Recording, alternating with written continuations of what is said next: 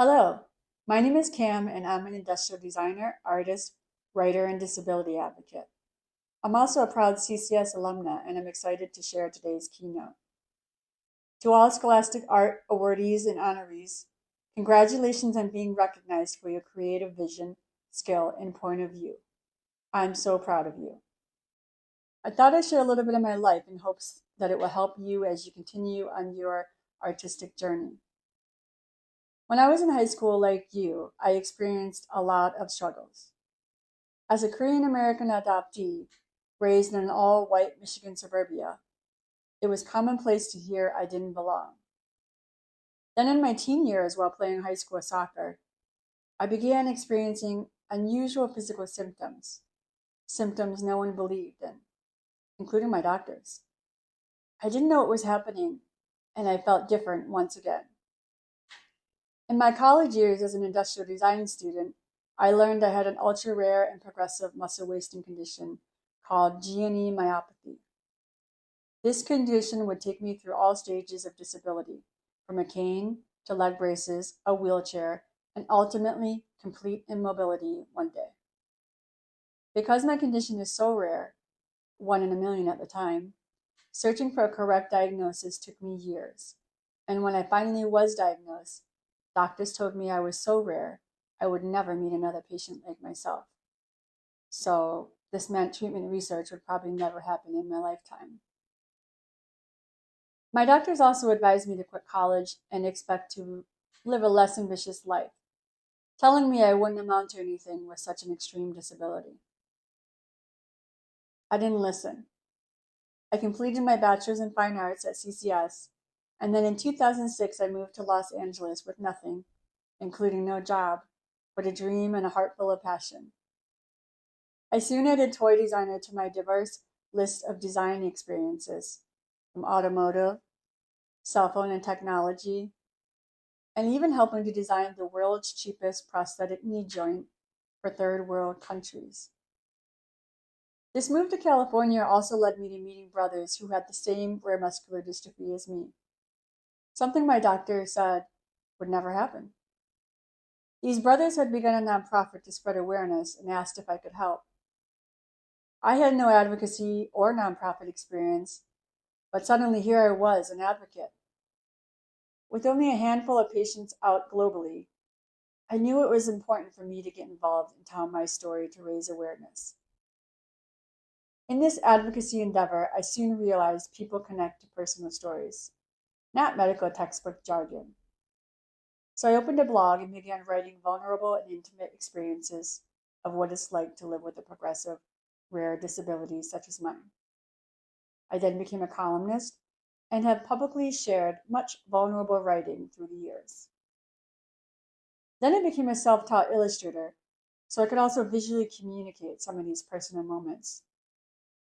All of my art is inspired by my disabled journey. Despite my doctors telling me no one would care about me because I'm so rare, and to essentially give up on life, I became an award-winning industrial designer, artist, writer, and advocate. I've also traveled the world in my wheelchair. I want to share some life tips I wish I would have been told when I was young. It's okay to be different. In fact, I highly advise it. Feeling different is an obstacle so many of us struggle with, not just for you teenagers, but us adults too. I think this starts from young when we're conditioned to believe we have to assimilate or be in certain groups in order to fit in or matter. This sense of feeling different can also apply to our artistic expressions. When we are tempted to criticize ourselves with unkind words that wound our self-worth just because our work is different from our peers, or maybe not at the level we would like it to be. Much like high school, I had a hard time in college. I often felt like a failure. I felt like I was never good enough. In the automotive design program at CCS, my sketching style was different from my male counterparts. So I'd waste time berating myself on how I was different, doing my very best to deny my style, thus my inner self. Later, I realized my sketch style, which was shaky and not as smooth as other industrial designers, was due to my muscular dystrophy. Today, this shaky line quality is what makes my art unique and me. This brings me to my next 2 life tips. Be kind to yourself and be you. In school, I didn't give myself the grace for the fact that I was going through so much, namely a mysterious condition that was overtaking my body. I struggled, feeling alone, desperately wishing I was anything other than what I was. But since I've learned there's no one else to be but you, because you'll never reach your true potential if you're trying to be like everyone else.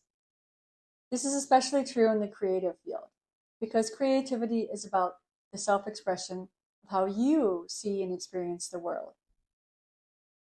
Artists live in vulnerability. We have the unique benefit and responsibility to offer a passage into the deepest part of who we are, and thus who we are collectively as a humanity. So if we're busy trying to be like everyone else, we truly miss the value of our own story and how it fits into the larger spectrum of life. Creativity has been essential to my life as a disabled artist, advocate, and designer. But not only in my artistic ventures, but also daily life as a disabled person who has to creatively adapt and problem solve to live in a world that often doesn't include people like me. Creativity is storytelling. It's an expression of a perspective that can act as a conduit for connection and understanding. Art can be a window into time. It can be unifying amongst division, and it can make us ponder ideas we never thought of. It's a true privilege to be a creator. My next tip is don't overthink, and this comes from an overthinker. Don't dwell on if you're experienced enough to try something new, nor how you'll be rewarded, because I found if you create for you and only you, everything else will fall into place. If you act on your passions and inspirations, they will help guide you through life. Your life will be about finding your voice, and even when you think you found it, you will continue to develop and change, and so will your creative perspective. Don't be afraid of change, and take chances, even if you're not an expert on the subject. Passion and curiosity has been the nugget that has allowed me to explore many fields I had no training in, like writing, advocating, illustrating, and currently completing my first children's picture book inspired by my rare disease journey. My last tip is to expect struggles, not just in your creative journey, but in life. We won't always win the awards or get the job, nor be able to control the adversities that will inherently come knocking on your door. This doesn't mean you're a failure. It's important to understand adaptation is an essential and powerful life skill, because life doesn't let you know when it's going to happen. To all awardees and to those who submitted artwork, I want you to know that it matters. Who you are matters. You matter. And what you put into your life and others matter. I challenge you to be explorers of your artistic self and the world around you. I wish you success, but most of all joy and fulfillment in your creative endeavors. Maintain an open heart and mind as your creative self helps you through the milestones of your life. Thank you to Scholastic Arts for encouraging the younger generation of creative souls. And thank you to CCS and the DIA for their continued support of self-expression in a world that desperately needs to be reminded of its collective humanity. Thank you so much.